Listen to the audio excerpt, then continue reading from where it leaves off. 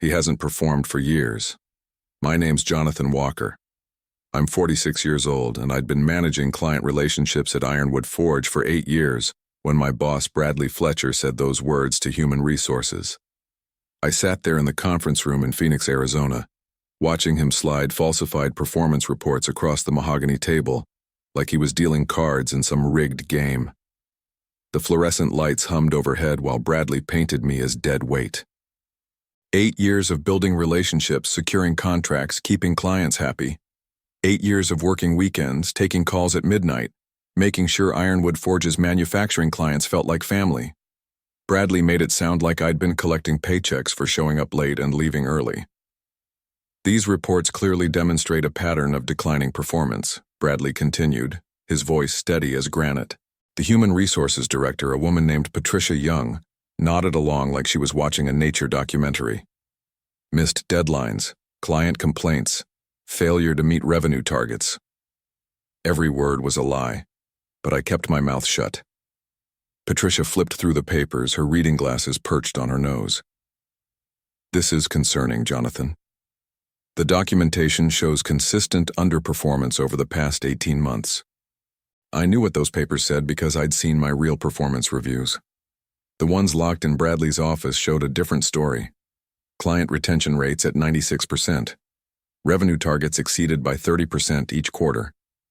Personal relationships that had secured exclusive manufacturing contracts worth $12 million annually. I understand, I said quietly. Bradley's eyebrows lifted slightly. He'd probably expected me to fight back, to demand explanations, to threaten lawsuits.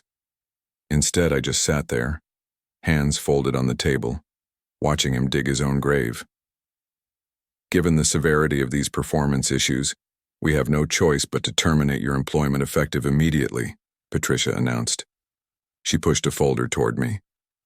Your final paycheck, benefits information, and a severance package. I opened the folder. 2 weeks' pay, after 8 years of generating more revenue than any other account manager in the company's history. Thank you, I said, standing up. I'll clean out my office. Bradley shook my hand at the door. His palm was damp with sweat, and he couldn't quite meet my eyes. Nothing personal, Jonathan, just business. Of course, I replied.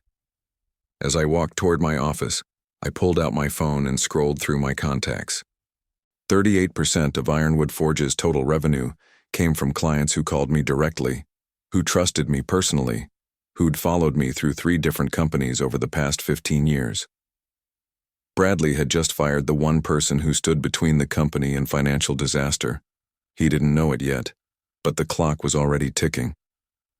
I'd started at Ironwood Forge as a junior account manager when the company was struggling to compete with larger manufacturing firms. The founders, 2 brothers named Stephen and David Ironwood, had built their reputation on quality metalwork, but couldn't seem to break into the major contracts that would secure their future. That's where I came in. My background wasn't in manufacturing.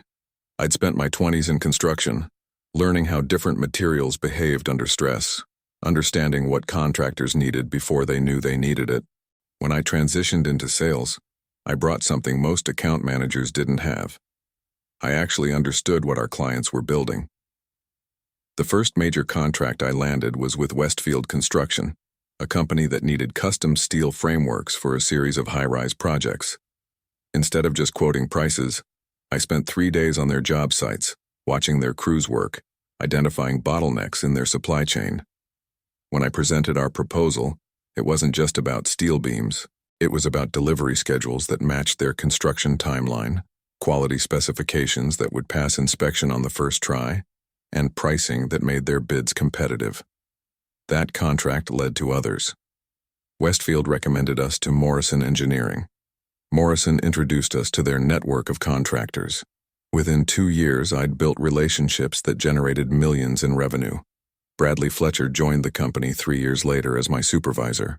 Fresh from business school, full of theories about customer relationship management and strategic partnerships, he spent his first 6 months trying to convince me to use his new software systems for tracking client communications. You can't run a business on handshake deals and personal relationships, he'd say. We need data. We need metrics. I kept my mouth shut and kept bringing in contracts. The warning signs started 18 months ago. Bradley began scheduling client meetings without inviting me. He'd call it executive-level relationship building and assure me that my day-to-day account management was still valued.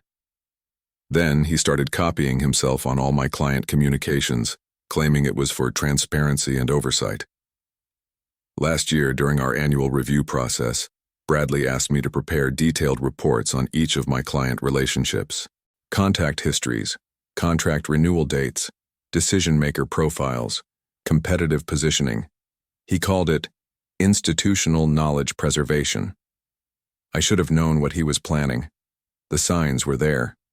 Phone calls that ended abruptly when I walked into his office. Meetings with the Ironwood brothers that suddenly became confidential strategy sessions instead of team updates. Client contracts being renewed with subtle changes to the terms that I only discovered by accident. Bradley had been building a case against me while simultaneously preparing to take credit for my work.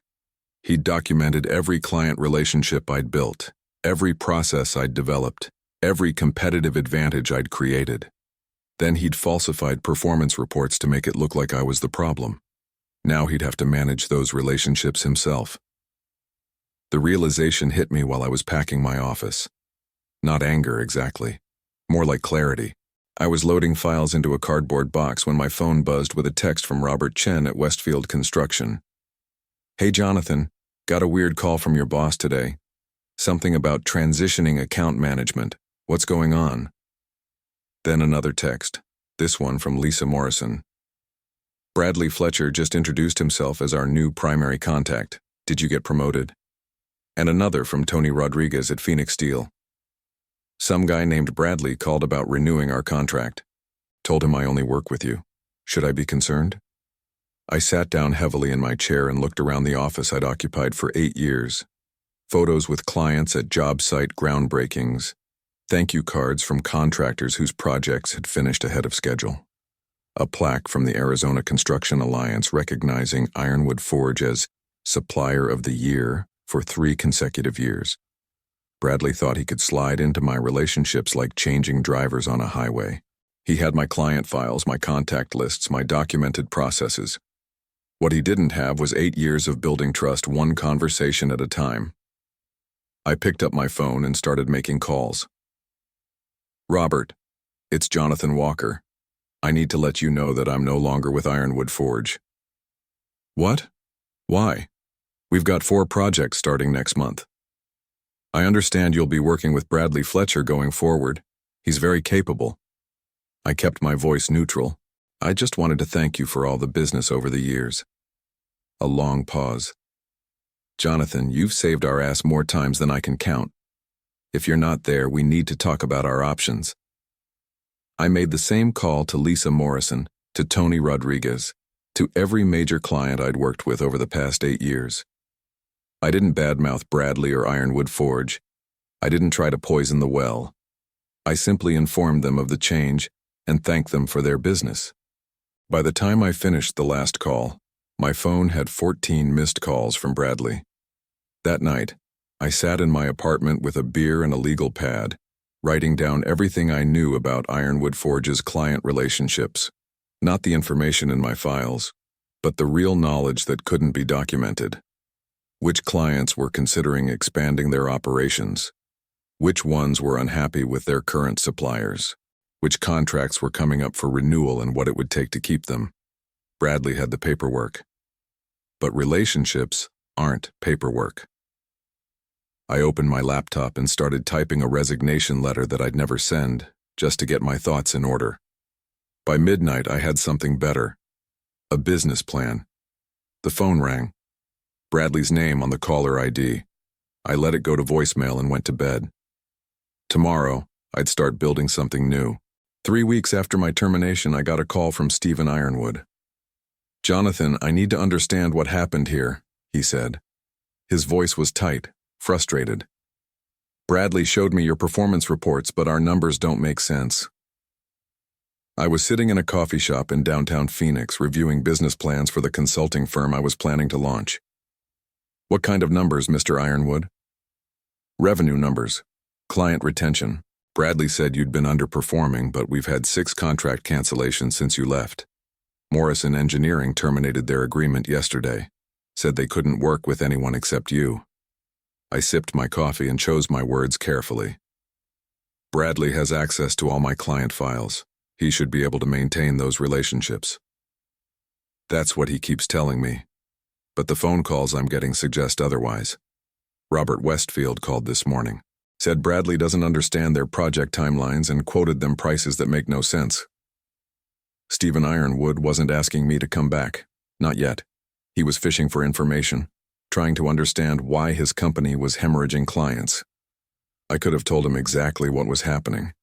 Bradley had my contact lists and contract histories, but he'd never actually managed a client relationship. He'd been a supervisor, not a salesman. He could read reports about what clients needed, but he couldn't anticipate problems before they happened or adjust proposals based on subtle changes in project requirements. I'm sorry to hear about the contract cancellations, I said.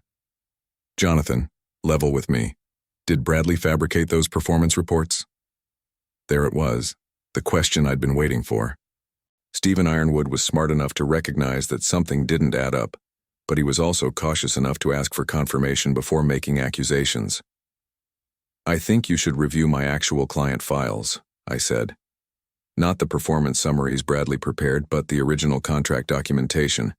Check the revenue attribution for each account. A long pause. I'll do that. Mr. Ironwood, I appreciate the call, but I'm moving forward with my own plans. I've got meetings with potential clients next week. What kind of clients? The kind that need someone who understands their business. I closed my laptop. Take care of yourself. I hung up and immediately called my lawyer, a sharp woman named Jennifer Hayes, who specialized in employment law. Jennifer, I need you to prepare a wrongful termination case, but don't file it yet. What's the timeline? Give me 60 days. If Ironwood Forge doesn't implode on its own, we'll help it along. That afternoon, Bradley called me directly for the first time since my termination. Jonathan, we need to talk. About what? About this situation with the clients. Some of them are being difficult about the transition. I almost laughed. Difficult. Like it was their fault for expecting competent service. What kind of difficulties? Morrison Engineering is threatening to terminate their contract. They're claiming I don't understand their specifications, but I've reviewed all your files. I have the same information you had. Information isn't relationships, Bradley. Look, I know we had our differences, but maybe you could help smooth this transition. Talk to Robert Westfield. Convince him to give me a chance. I don't work for Ironwood Forge anymore. I could arrange a consulting fee, something unofficial. Now I did laugh. You fired me for non-performance, and now you want to pay me to fix your problems? The company is going through a rough patch. We all need to work together. I am working, just not for you. I hung up and immediately called Robert Westfield.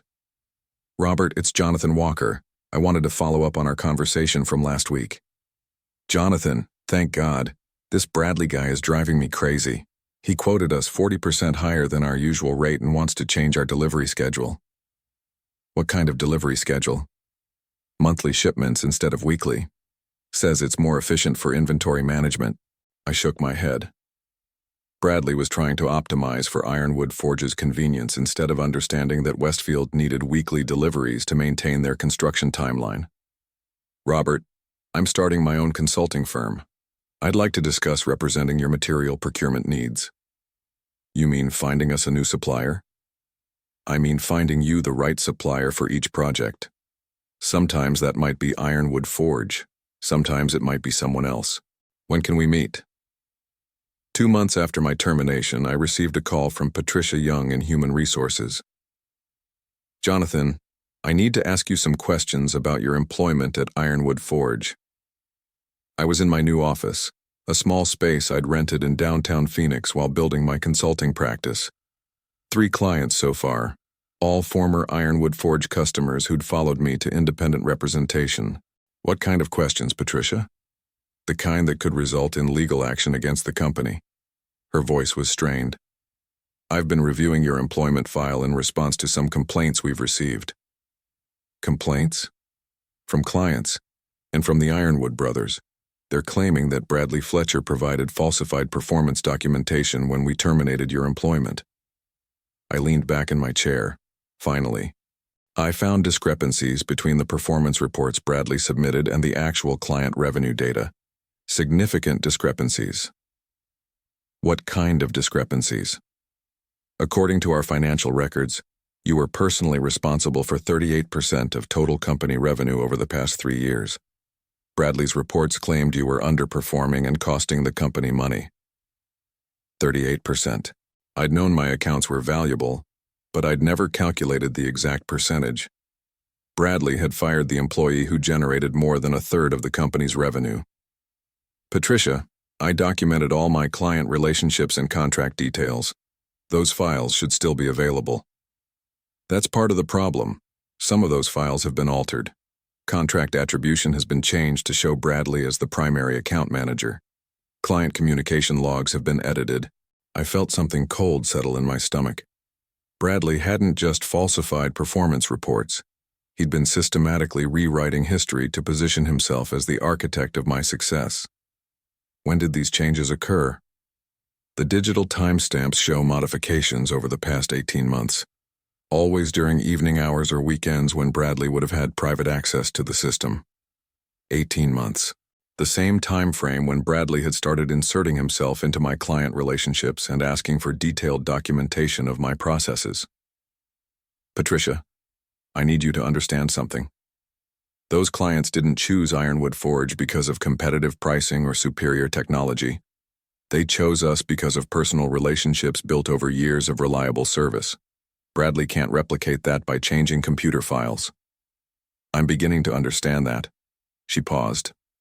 The company has lost 47% of its revenue since your termination. We're facing potential bankruptcy within 6 months. 47%. Worse than I'd expected. What do the Ironwood brothers want? They want to offer you your job back. With Bradley as my supervisor? Bradley Fletcher is no longer with the company. I sat up straight. As of when? As of this morning. Terminated for falsifying employment records and fraudulent documentation. I looked out my office window at the Phoenix skyline, thinking about everything that had led to this moment. Bradley's arrogance, his assumption that relationships were just data points to be managed, his willingness to destroy someone else's career to advance his own. Patricia, I appreciate the call, but I'm not interested in returning to Ironwood Forge. The brothers are prepared to offer significant compensation. Double your previous salary. I'm building my own business now. Jonathan, please consider it. The company won't survive without those client relationships. I thought about Stephen and David Ironwood, 2 decent men who'd built something valuable only to watch it nearly destroyed by an employee they'd trusted. They didn't deserve to lose their company because of Bradley's fraud. Patricia, I'll consider a consulting arrangement, not employment. Consulting. What would that involve? First, we discuss my rate. Then we discuss exactly what the company is willing to do to rebuild trust with the clients Bradley drove away. The call came on a Thursday afternoon in November. Bradley Fletcher's name on my caller ID. I'd been expecting it for weeks. Ironwood Forge's third-quarter earnings had been released, showing a 62% revenue decline compared to the previous year. The industry publications were calling it a case study in management failure. My consulting business was thriving, representing 15 former Ironwood Forge clients and helping them navigate relationships with multiple suppliers. Hello, Bradley. Jonathan. His voice was tight, desperate. We need to talk. About what? About this situation. About what you're doing to the company. I was sitting in my office reviewing a proposal for a new client who wanted help negotiating a major contract with a steel supplier. Through my window, I could see construction crews working on a high-rise project managed by Westfield Construction and supplied by Morrison Engineering. Both companies were now clients of my consulting firm. I'm not doing anything to the company, Bradley. I'm running my own business. You're stealing our clients. I'm representing clients who chose to work with me. There's a difference. The Ironwood brothers are talking about bankruptcy. 40 people are going to lose their jobs because of what you're doing. I felt a flash of anger, quickly suppressed. 40 people are going to lose their jobs because you falsified performance reports and fired the person who generated 38% of the company's revenue. That's not what happened. Really? Because I have copies of the falsified documents you submitted to Human Resources.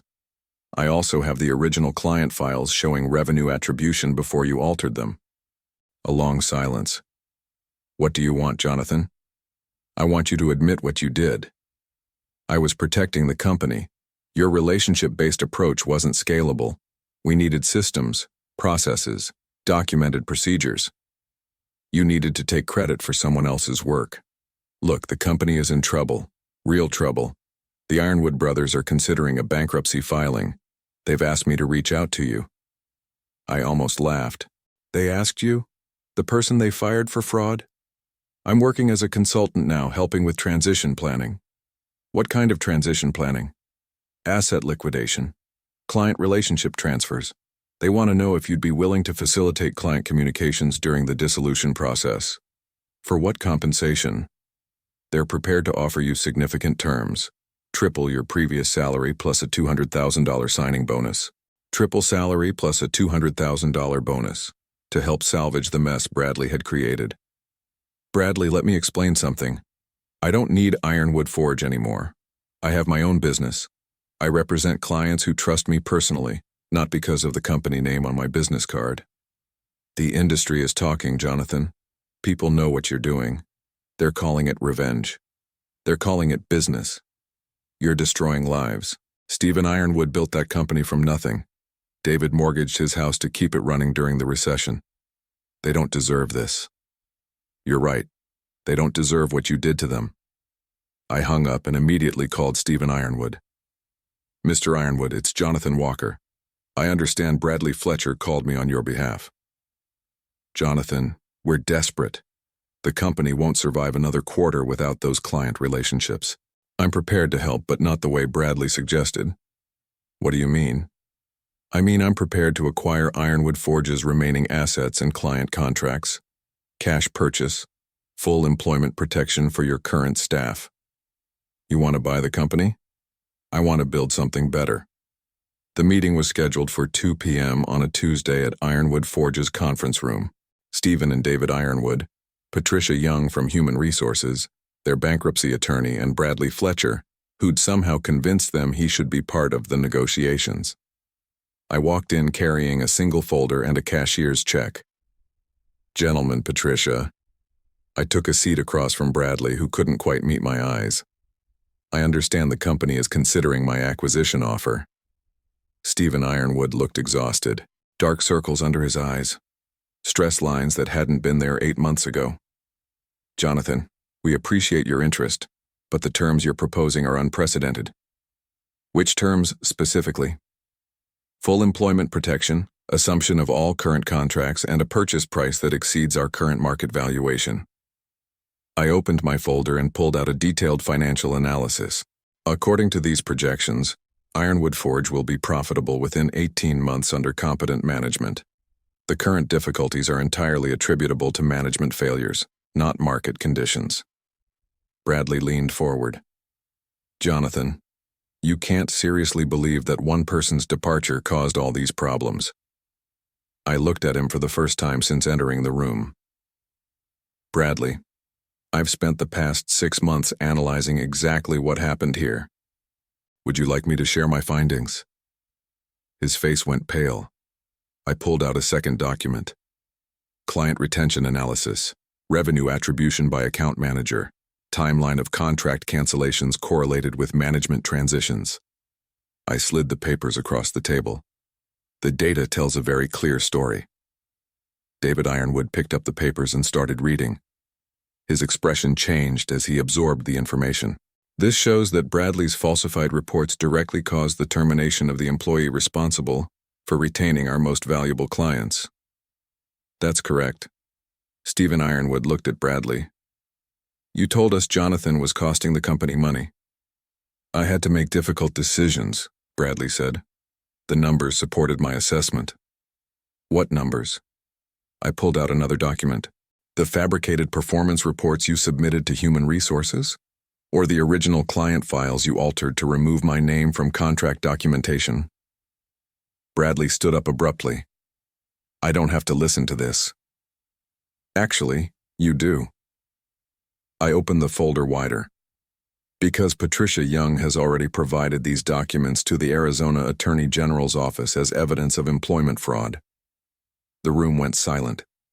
6 months later, I was standing in the renovated conference room of Walker Manufacturing Solutions, the company I'd built from the assets of the former Ironwood Forge. The same room where Bradley Fletcher had handed me falsified termination papers, now hosted weekly strategy meetings with the team of account managers I'd hired to handle our growing client base. Robert Westfield was shaking my hand after finalizing a 3-year exclusive supply contract. Jonathan, I've got to ask. Did you plan all this from the beginning? I smiled and looked around the room.